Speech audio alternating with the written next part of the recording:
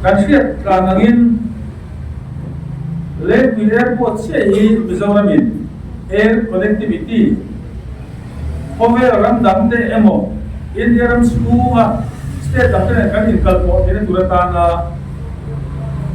Bona kan sin peda Chungbun kan ne kan ram ronglu kan state tanga kan ronglu ani Lake Airport Emo Bona Chungbun shrim siap ani ini turian kan ram suai tu sam tehian pun ano tha sa to leya brigadier this side open life of han Mizoram airport kan de ina turin mun ma tam sam te alo som kuala ngai ka lo mam be to ba aba chale tu airport ta amun ma han thanga central sarkar ne na Mizoram airport kan de turatana thanga mana tu ta chu Pulau Dena, ang founder president in Lake Airport, din ani ina turin. Abuak tu ngai de lo batu mas satu ani. Pulau Dena hola so kan masa takin Lake Airport ni kuil ni kinan ma Allah kan kun suak anti tohin om tak papin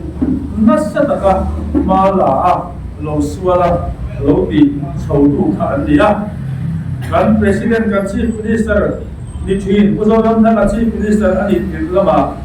Lake Airport sa ka sakwa so wale pariya harin hon hei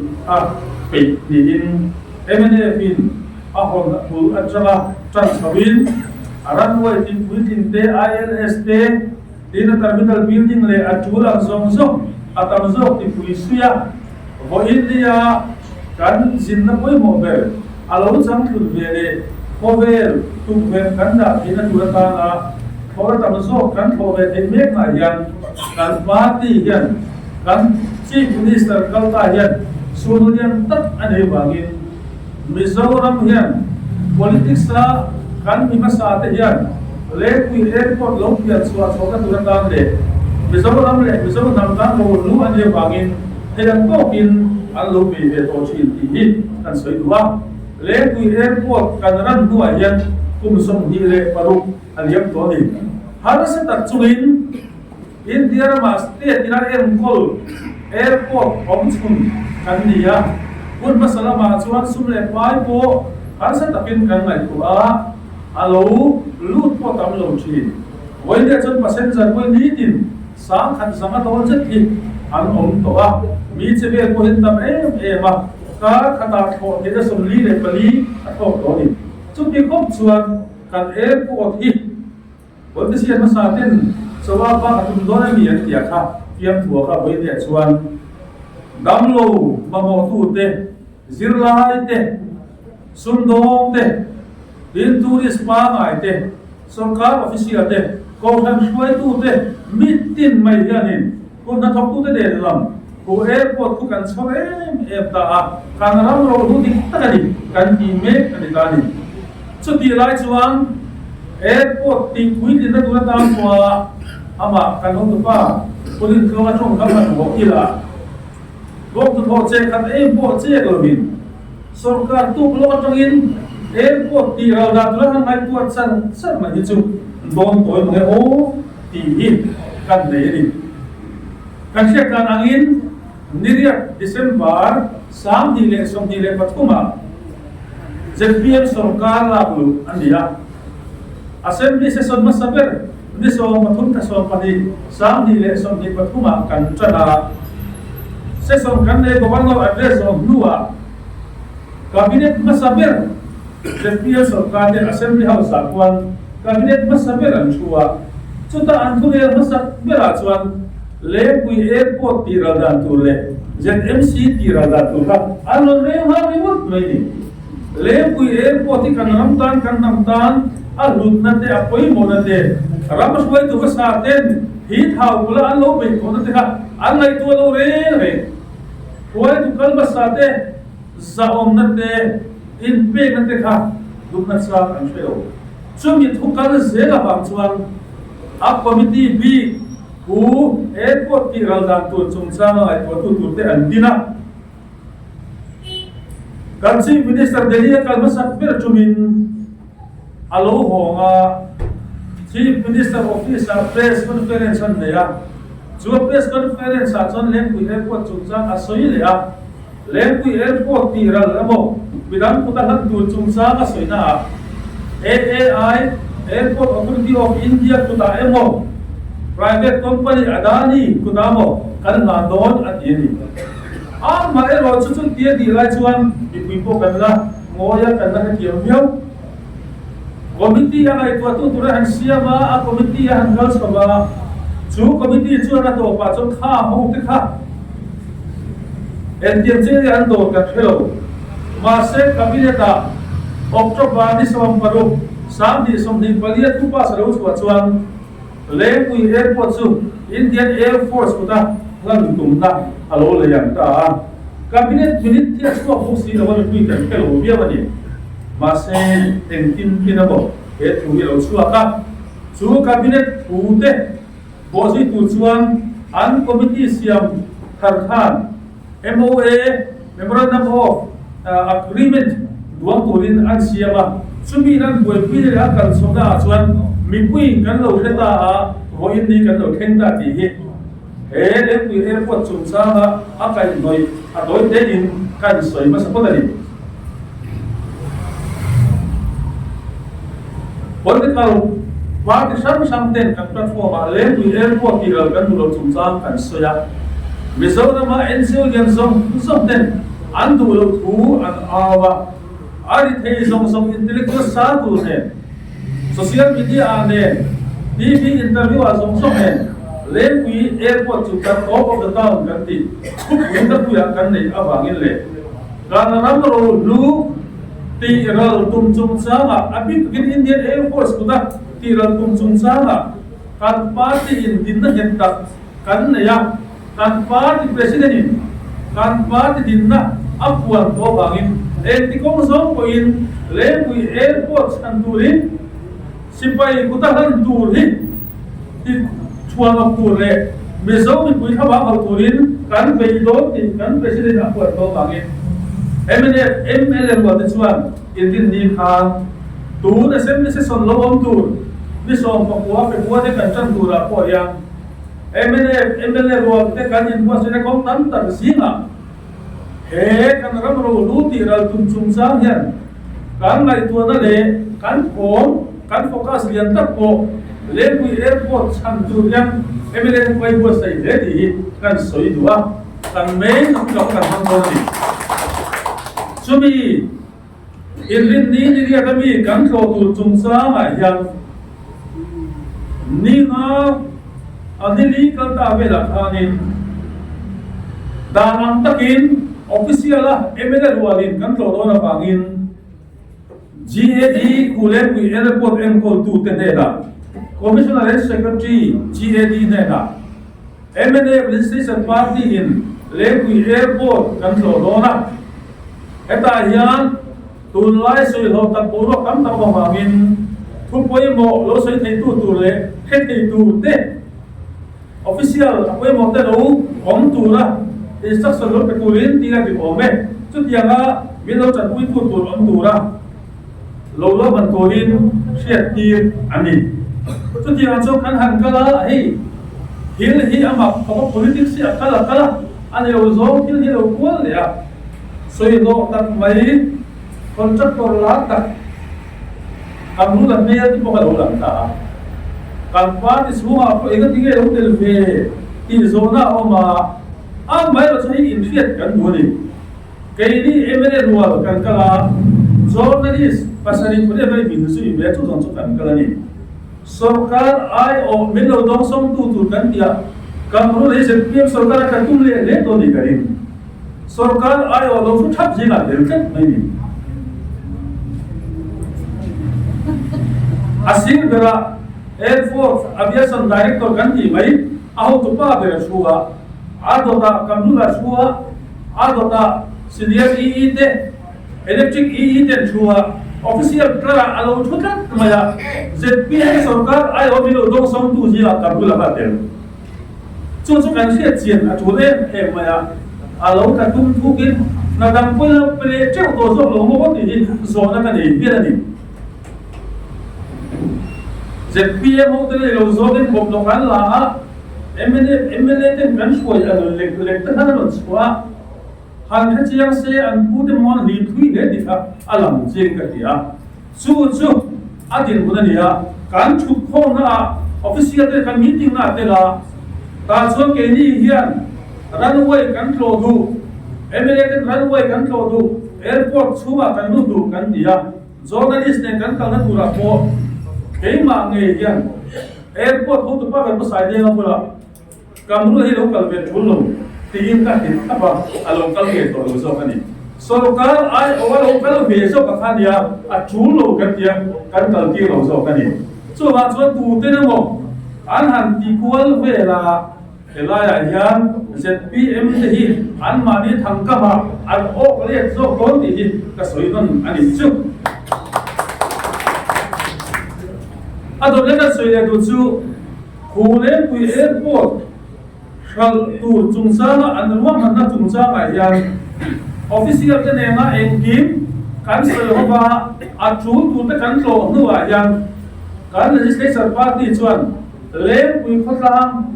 he airport nei tu thut mun de hi kom ha ni ro se kan tia le pui khatlanga an VC te an NGO zong zong an JSC te ne kan in khoma bono chatak kan ne ya khotlang hian thuro lum alo nei sa enti zong ko in le pui airport sipai kuta air force kuta dan kan phallo hei sarkari han lutum chuan athu lagi le pui khotlang kan che don ti le pui khotlang thuro lum ani chu an lo soi chia na ke ni te ne ko in komin helai thil dam tak kan soi ho ani tin tem te han lu le lok kan du chu tun na ya le pui airport ala ma mizoram mi poi ho tak ten airport chung changa interview te TV a discussion te an ya kan chief minister zom tak point le pui airport chung changa interview te an ya ala mani awa chu khala tham kil pa ni khat te hang soi du kan ya tam zo chu hausa kan da suya mi pui te min shwai ko yan tum na ZPM sarkar in ping khere ta ka MLA te min dem theina tur ta na an siam an soi ko chu airport authority of India te le Mizoram sarkar MLA kun laya indor na di om ta ka agreement memorandum of agreement siama engamo indem siama ngale khan anon chwa thina puduam bo khan MOA an siama yan lepui airport rampek te tin AI kuta anda chu na tin an kal le thega ti te thil tam ta ram ta na himlo tam ta MOA ong kha MLA tiang le tin chwani airport authority of India yan lepui airport an kuta kadania an du dan chu MLA sarkar lai khan anon then nge ye ma se MLA sarkar khan apom lo awang le adu lo awangin kan ram le kan le po le chun chan tu re MLA adin ka da wangin MLA in AAI kha agreement pakhat ma asim hui lo ZPM kan sarkar tha agreement ha kan du lo ka anan ti ve la agreement a lo party pakhat Airport Authority of India in andu da an besi da anon zia mai ania MLA kan kan pom lo hul ho ti ka han soi non le ani tin kan chief minister hi ka mai tu na ti hena kalta kan lo mai sa ne mania kan tu lo na tam ta ko ma se le pui airport chung cha ai chuan awa tho an sa among awa libre sa ti ka ti lu ga dia mani chu ing mo ka ti mai the amang in dedi chana lu honin AAI mo adani mo kan pe ang antia ma se ho India chuan adani ho me chuanin andu ma dio le tar tu non sia ka ti ta puang ani mo le ATI na zo ta adani dio le he ombok si la ba mu tu la si la ba le pu airport kan du ni ti hi khoya ma hu du kan la he bok si la ba ni adot le chuan ramro lu he ti tiam pui ti si Air Force lo su gom na om lo dia an soi do hian ani le kan chief minister ni ka zo do ni le pui airport AAI ne na petura bo akal zel turata nga kum som ni le paruk zet suai tu masa amma siam den ramro ru ni ti an lo pui pui ta cha hum hala en ko turhian Civil Aviation Minister jadi mi pui khatana hutoem labulo AAI ho tuliante asoi puiem la soi pui kan pelo chuang song song po pel lo ni chuan political level la ti thei la har sa lian ko om se ti thei tu prime minister la om kan le pui airport chung sanga an har sa na yan prime minister office aim po kong ka po alak ki lo la ya air force ne na rang ta ka chal tura tu ko dan siam pui thei kha TV interview khan lo lang ta enge om ram angai to chiang lo ba MNF ministry khan lepu airport kan zel tur dan ko banda siama DPR chatak tatte asiama tuna ranway kan ni na sia kwanin parallel ranway tuna kan ranway ISA zo ko om thei don ti abua chumi ta chan DPR bebel sa zanga chuang man te po siamin ari per tu na te avain bebel sa zakwale songa MNF sarkar ko soram thang ho khan alo ruam mana kan pu te hian chu po to delia how to ho to mai ko twitter ano so product ko ni am mai ro chu a han interview na khan chu tiap DPR ko om kalo ka ni name atia ma se alo om re na atia nimin pi ane po airport ho to kan zo chuang planning department apwa helu ani chung chang khan lo soi thi bek ani sarkar masain om zaneya parallel runway siama kun local se tura chuan international airport kalani hetur scope thatak ani ti sia zoram mi pui kan thalai bolte khobe chu vera kan da chuat theina tura ta nga rual bot re na kan om zane zo kan kal thina tura sarkar kal to tena lo ruwa mana kha sipai ne na han kala sumle pai I ta ba tiral an han pas mai hian kan chief minister le council of minister te ngai tuan to isia alangani adik tak chuan sipai in India ma airport ai ko egomoza som di don om notice apa pali panga kan ni an thang lo mu tu kani sa khan sa ko som li palia Silchar airport Kumbringham airport an siam te Zorhat airport sa khan sa ko som li palia siam te voilia hir a thang lo Silchar airport ko kar khata keni ai kum som li le pasariya upa airport ania kar khata tho thera ko som thun palia tho tuna ni kota keni an ai no pang fe hi kar khata som li palia tho keni mi puitan Silchar airport a chuan a thang lo wa a chul thu ba bangin mi puian ho khop to lo wa asir lo ka TST ta mi pui ta tu airport siam tu me kani chu tiagin mun dang dang a ko diam hetianga airport sipai airport chuan mi pui civil service tu an ngai tu re lo an ngai tu be tu defense ani ram ve himna ni ko ti an ngai tu a kha to kin army ho an trainer thoda in num chanan zira jin sana antia hun cha tam ta commercial flight mi pui thoda thok tu anti buaya sedulan siama tuna ZPM sarkarin IAF te pek atuma nuwa mansina kat thei chuan air traffic control thoda kallu chuak tu zong zong thunei na te runway kan nei chun thunei na jan perfect donani khum huan perfect se thoda lo ka tu hoin ni chu kan repair donan ti chon repair ni mai kan sia lo lamu ni kan man du ko si pai ega mo kan ti don kan mam thi lo mai chuan pui helipad po so oya mam do ni na kan mam thi lo ko ni te lo si pai ku ta om to chuan khu airport par bason la main mi zo mi pui de cha na ti sei hong hong tu na ni ti kan council of minister kan ang ngai tu lo ren ani chuwang chuan voinia he sarkar hian ram ngai tu tak tak hi huizo ki an nei lo ba chu tiang tu chu an sual bok lo ani a om chuna changa in hai bur len airport kala ai fatanga kan ranway an khalnate apia ram an khalnate development mundang chalai an du thun chief minister khan a interview chu khan soi ngam mo ne aza ta ani chuwang chuan hetiang ta kan sarkari ai kha da le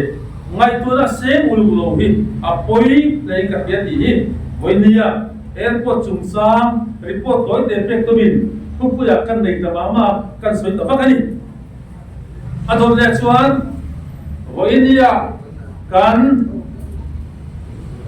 village council local council campaign directorate in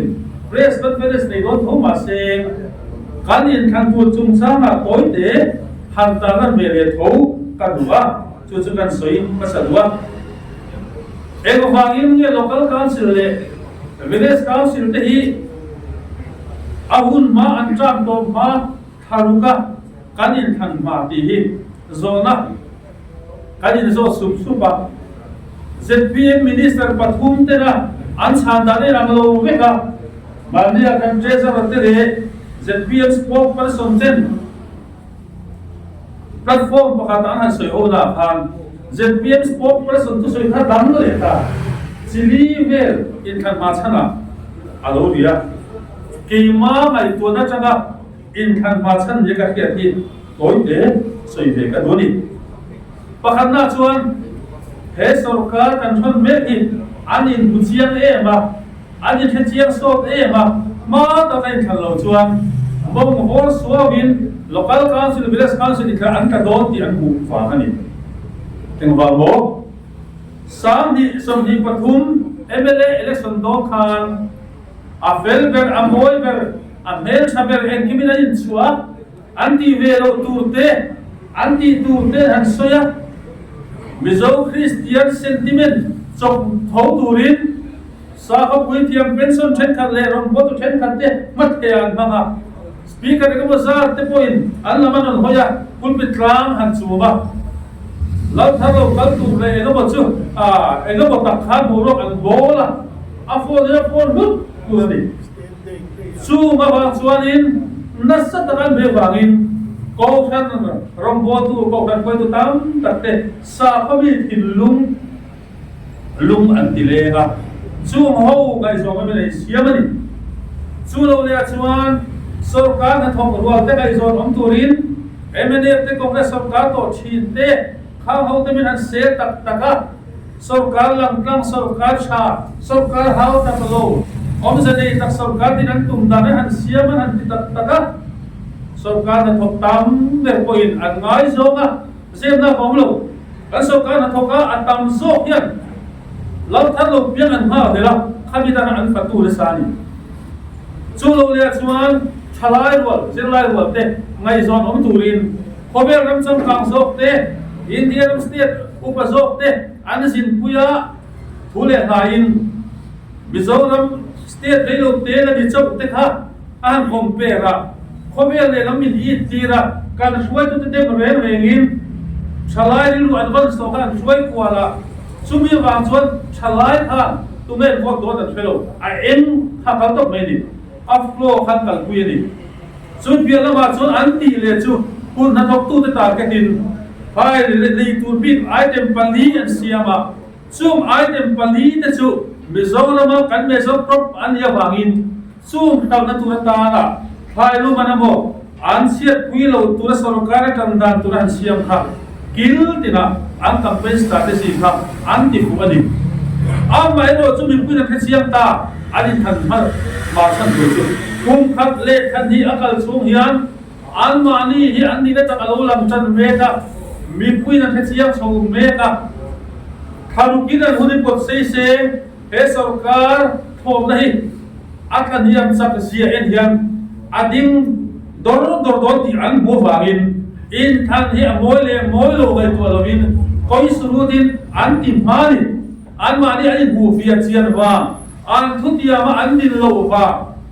mi ten kal kung thar chu enge ni ati chon soilo anga obi kal kung thar ni tia mun tina soita ka bangin an mani le mani ai musia na visin khan hi an ko ma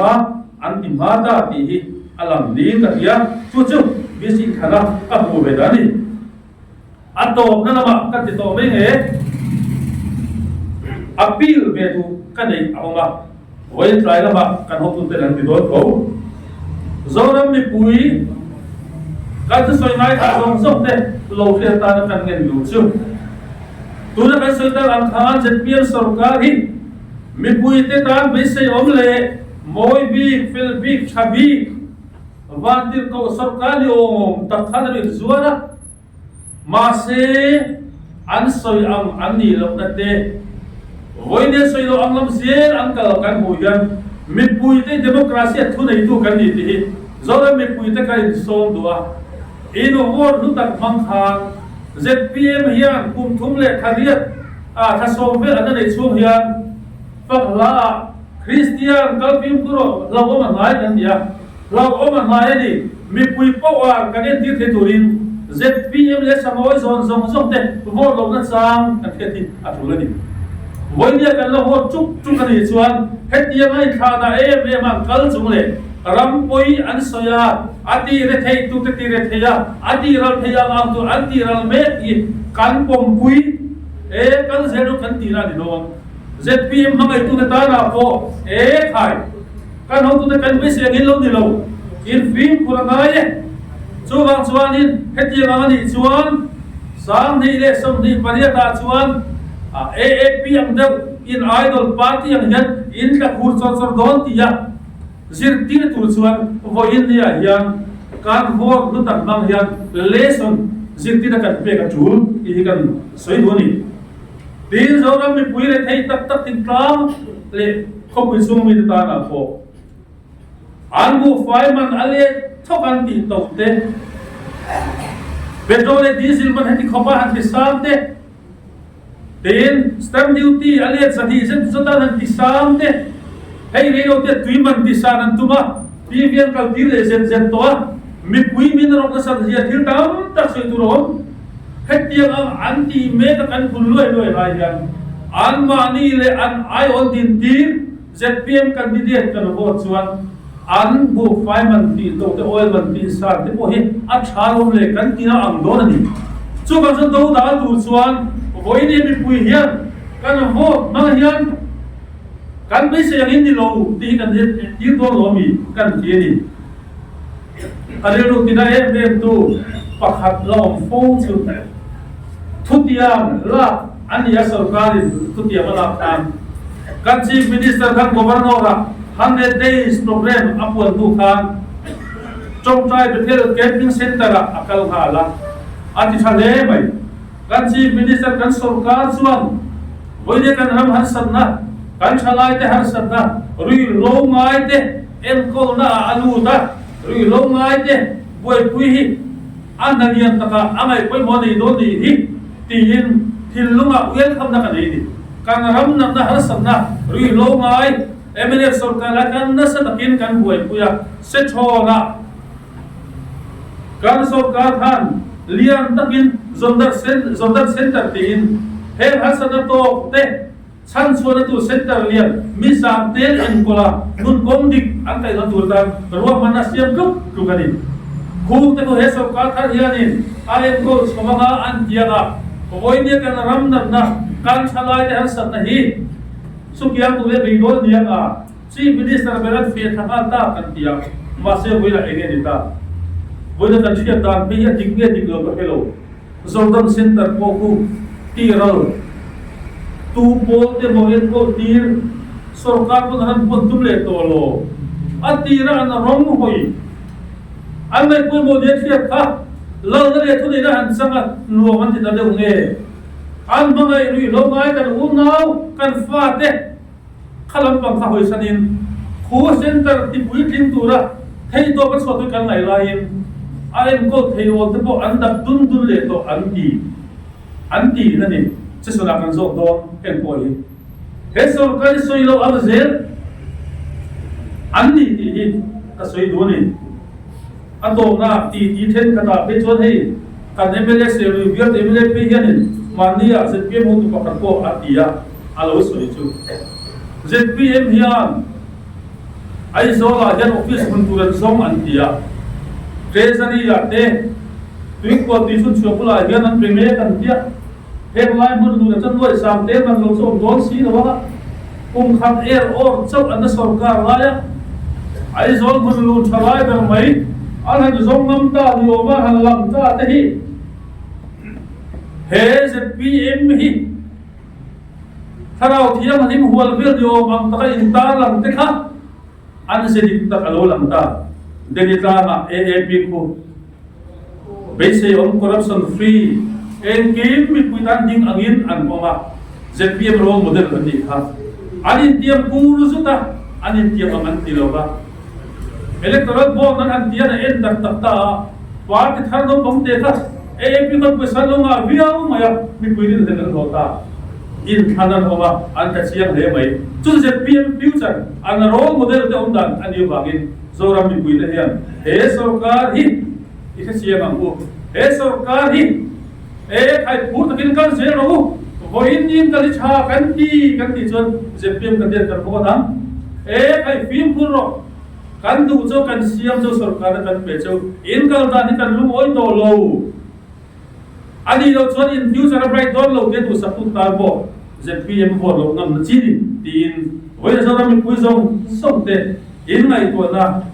in sen thata he in kan local council village council grassroots level in kan hi ulu taka pathian ron chuwa vote ta turin ka som chang ye alo be